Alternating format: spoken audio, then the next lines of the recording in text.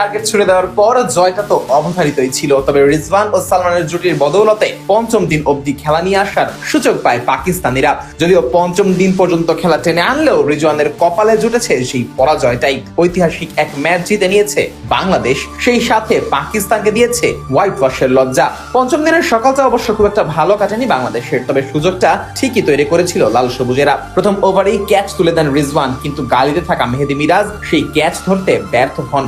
এরপর দ্রুত গতিতেই রান তুলতে থাকে সফরকারীরা। রিজওয়ানের সাথে যোগ দেন সাজিদ খানও। প্রথম ইনিংসে গুরুত্বপূর্ণ 38 রান করা এই বোলার এদিনও বেশ দারুণভাবেই সঙ্গ দেন রিজওয়ানকে, আর তাতে করে জয়ের খুব কাছে এসেও অপেক্ষা করতে হয় নাজমুল হোসেন শান্তর দলকে। তবে অবশেষে তাইজুদের হাত ধরে আসা সাফল্য, স্লিপে ক্যাচ দিয়ে ফিরে যান সাজিদ খান। দারুণভাবে সেটা লুফে নেন টাইগার দলনেতা। সাজিদের বিদায়ের পরই পাকিস্তানের টুটি চেপে ধরে বাংলাদেশ। অধিনায়ক শান্ত বোলিংয়ে আনেন পরিবর্তন, বল তুলে দেন শরীফুলের হাতে। আর বল করতে এসে নিজের প্রথম ডেলিভারিতেই উইকেট তুলে নেন এই বা হাতি পেসার। বিদায় করেন মোহাম্মদ রিজওয়ানকে। 94 রানে থামে পাকিস্তানি এই ব্যাটারের ইনিংস। গালিতে থেকে এবার আর ক্যাচ মিস করেননি মিরাজ। দারুণ এক ক্যাচে বিদায় করেন রিজওয়ানকে, আর তাতেই এক প্রকার নিশ্চিত হয়ে যায় বাংলাদেশের জয়। বাকি ছিল আর মাত্র একটি উইকেট। সেই উইকেটটি অবশ্য তুলে নেন তাইজুলের বলে লং অনে দাঁড়িয়ে ক্যাচ লুফে নেন তানজিদ হাসান তামিম, আর তাতেই উল্লাসে ফেটে পড়ে পুরো টাইগার দল।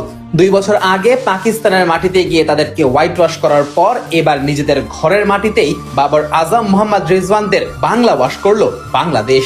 এর আগে টাইগারদের দেওয়া 437 রানের টার্গেটে ব্যাট করতে নেমে চতুর্থ দিনের শুরুতেই হোঁচট খেয়েছিল পাকিস্তান। প্রথম সেশনেই হারিয়েছিল 2 ওপেনার আজান আওয়াইস ও আব্দুল্লাহ ফজলের উইকেট। এরপর তৃতীয় উইকেট জুটিতে বাবর আজম ও শান মাসুদ মিলে ইনিংস মেরামতের কাজটা করছিলেন। তবে তাইজুলের বলে লিটনের অসাধারণ ক্যাচে থামতে হয় বাবরকে। এরপর সাউথ শাকিল ও শান মাসুদ দ্রুতই ফিরে গেলে জয়ের পথটা সহজ হয়ে যায় বাংলাদেশের জন্য। তবে এই পথে সবচেয়ে বড় বাধা হয়ে দাঁড়ান সালমান আলী আগা ও মোহাম্মদ রিজওয়ান। দুজনে মিলে 134 রানের জুটি করে টাইগারদের ধৈর্যের পরীক্ষা নেন। সেই ধৈর্যের পরীক্ষায় অবশ্য ঠিকই টপকে যায় বাংলাদেশ। নিয়ন্ত্রিত লাইন লেন্থে বল করে পাকিস্তানিদের উপর ক্রমেই চাপ ফেরাতে থাকে লাল সবুজেরা। আর এমন নিয়ন্ত্রিত বোলিং এর ফলটাও ঠিকই পেয়ে যায় টাইগাররা। নতুন বলে সালমান আলী আগাকে ফেরান তাইজুল। 71 রানে বিদায় নেন এই ব্যাটার। হাসান আলীও টিকতে পারেননি বেশিক্ষণ, তিনিও দ্রুত ফিরে গেলে 3 উইকেট হাতে রেখে চতুর্থ দিনের খেলা শেষ করে পাকিস্তান।